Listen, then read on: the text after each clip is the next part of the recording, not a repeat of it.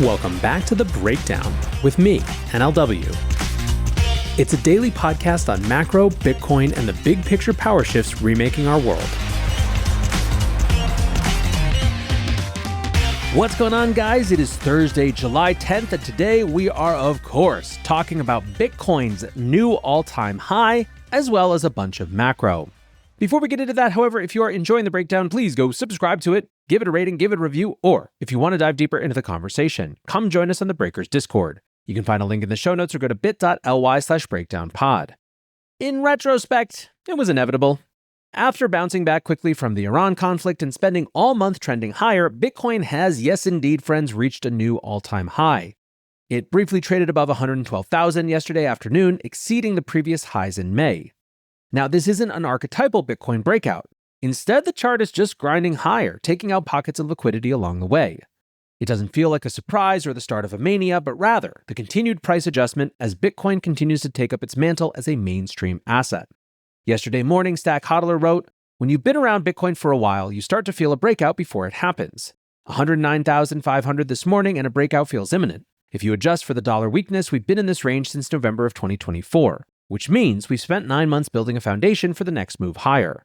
He discussed all of the tailwinds that have been pushing price forward, including treasury companies, high net worth investors, and the continued rise of the Bitcoin ETFs. Continuing, he wrote, "What we're actually witnessing is the end of Bitcoin as a secret. Bitcoiners have had an incredible edge in the past 10 years because we understood something that most people were reluctant to believe. But the capital markets have finally sniffed it out. The now open secret is Bitcoin will outperform nearly every business on the planet in the medium term. Therefore, you have to buy it. You can buy it with cash reserves, cash flows, debt, or equity issuance. But you have to buy it or risk falling behind those who do. There's one major problem with this. There isn't nearly enough 100K Bitcoin to satisfy the demand of all these corporations buying Bitcoin.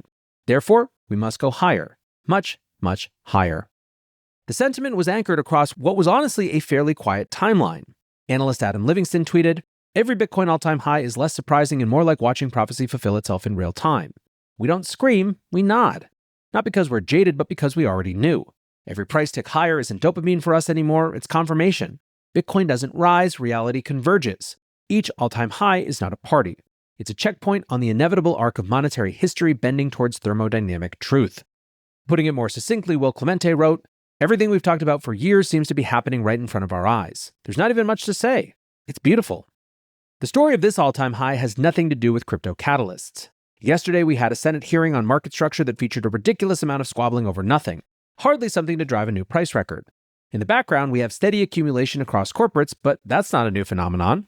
All we have is the slow-moving macro forces eroding the value of fiat currency and making Bitcoin seem like an increasingly clear force.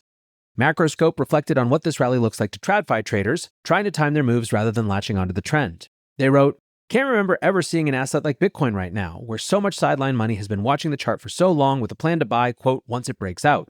This includes institutional guys who assume enough offer-side liquidity and time will be there for desired position sizing. Will it work out that way? Maybe. We'll see.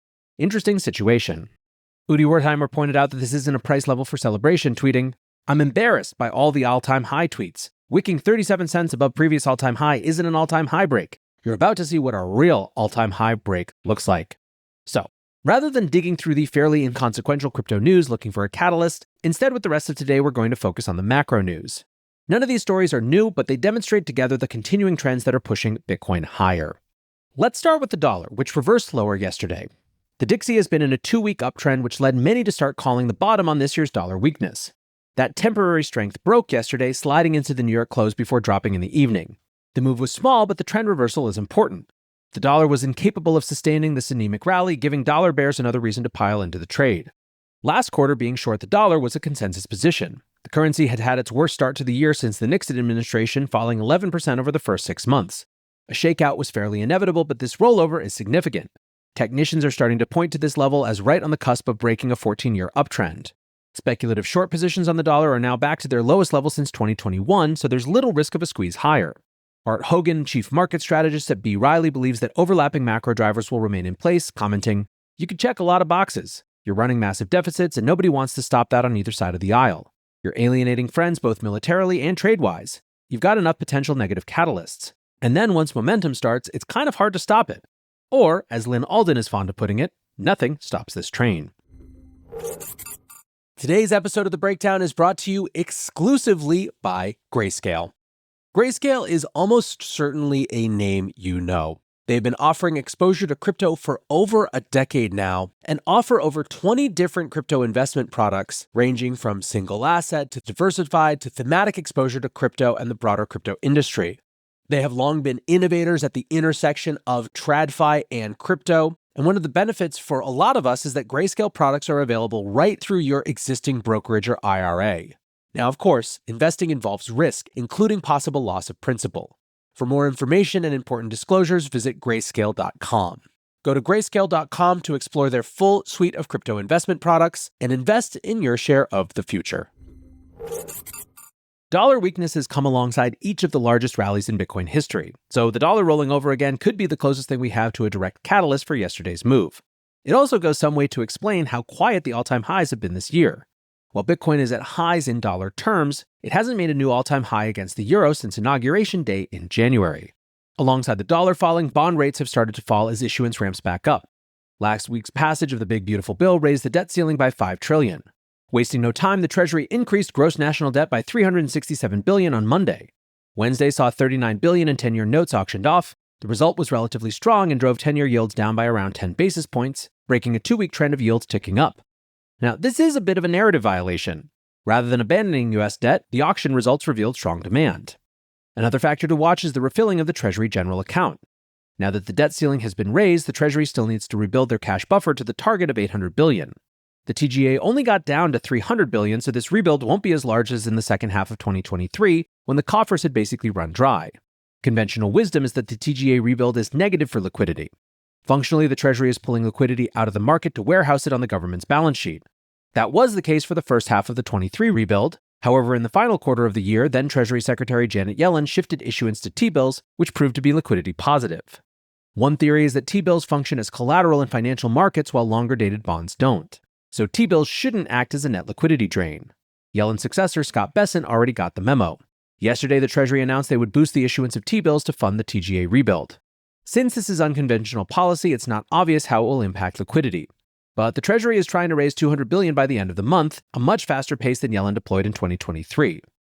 Another big macro narrative shift came from the release of the Fed minutes yesterday. The notes from the June meeting reveal a split on the committee. The minutes stated that a couple of officials are on board to cut this month, while some believe that no rate cuts this year would be appropriate. However, most participants, quote, assessed that some reduction in the target range for the federal funds rate this year would likely be appropriate. The difference is still related to concerns about tariff inflation, with some officials concerned about a longer-term impact. The minutes said, participants agreed that although uncertainty about inflation and the economic outlook has decreased, it remained appropriate to take a careful approach in adjusting monetary policy. Nick Timros of the Wall Street Journal tweeted, the Fed minutes tell us something we already knew. Officials are divided into 3 groups. 1, cut this year but not July, that's the largest group. 2, no cuts this year. 3, cut as soon as the next meeting, which in the minutes suggests is only a couple, i.e. Waller and Bauman. And while it might be true that this is known, it's still useful for markets to see the divide spelled out. The only real sticking point is tariff inflation, which may or may not show up. Aside from that, the committee is already seeing enough weakness to justify cuts in the fall. However, we might not get that many. Timros underscored the statement. Several participants commented that the current target range for the federal funds rate may not be far above its neutral level. Translation, he wrote, outside of a serious slowdown, they're not envisioning a lot more reductions even if they do resume cuts. Now, a big factor allowing financial conditions to ease has been relatively stable policy conditions over the past few months. The tariff shock from April was in the rearview, and outside of the conflict in the Middle East, there hasn't been a big macro driver. Although this week was a deadline for tariff negotiations, most believed the administration would kick the can. That seemed like a safe bet on Monday. In a tarmac interview, President Trump seemed flummoxed about the current state of play. Commerce Secretary Howard Lutnick jumped in to confirm that deals were being hashed out this week, but tariffs wouldn't go into effect until August 1st. While that might be the case, the string of announcements yesterday demonstrated that this is far from another empty delay. Enhanced tariff rates were imposed on 20 countries. Notably, Japan and South Korea are looking at 25% tariffs after failing to close a deal. Maybe the big surprise was a 50% tariff on Brazil. The tariff makes absolutely no sense in the administration's stated framework of closing the trade deficit, given that the U.S. runs a persistent trade surplus with Brazil currently at $7.4 billion.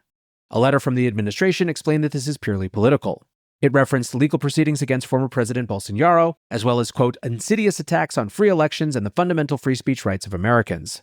The latter refers to Brazil's ongoing censorship battle with Twitter. Markets in Mayhem commented, imposing tariffs as a retaliation is kind of a bad look. Will Thompson of Massive Capital tweeted, the thing that gets me about our tariff policy is I have no idea what the goal is. Is it to raise revenue? Is it to balance our trade deficit? Or is it to impose our will on countries doing random stuff that Trump does not like? Now, one thing that might become important is that the legal basis for the tariffs is the declared national emergency of persistent trade deficits, so a capricious use of tariff policy could open the door for further legal challenges. Some also suggested that ramping up tariffs against Brazil was more about geopolitical strategy rather than the whims of the president. Brazil does $160 billion in bilateral trade with China, and recently signed dozens of agreements or investments including megaports, mines, and the purchase of jet fighters. Macro analyst Luke Groman commented, if the plan is to create a Fortress America or Monroe Doctrine economic bloc, someone should probably tell Trump that Brazil is in South America and is on our team. Because other than that, the most plausible explanation for this is that Brazil already went with China and Russia. Alongside the tariffs on countries, the president announced a 50% tariff on copper. The stated purpose was national security, with Trump posting that copper is a critical component for semiconductors, data centers, aircraft, and numerous other military goods. The US currently imports around half of its copper, largely from Chile, Mexico, and Canada. Over the short term, the spike in copper prices could fuel a ton of inflation. Real estate developer Jason C. tweeted, the two largest uses of copper are in electrical and building construction. Thankfully, we don't have any noticeable needs around increased power generation or building, say, more housing. Look, who knows how long-lasting any of these policies will be, but for financial markets, the main takeaway is that another wave of tariff volatility is loaded up for August. Both bond market and stock market volatility are at 3-month lows and barely moved on the announcement. Either it's correct to fade everything that Trump says, or traders are going to be caught offside. So that is the macro view as Bitcoin touches a new all-time high. By the way, at the time of recording, Bitcoin is on its way up again. It jumped from around 112,600 to 113,300 just in the time that I've been recording. There's very little certainty right now, but the trends are in place for lower dollar, rate cuts, and increased volatility. And historically, each of those has been a tailwind for Bitcoin. If you believe the 4-year cycle is intact, we're reaching the point where price went parabolic in the past.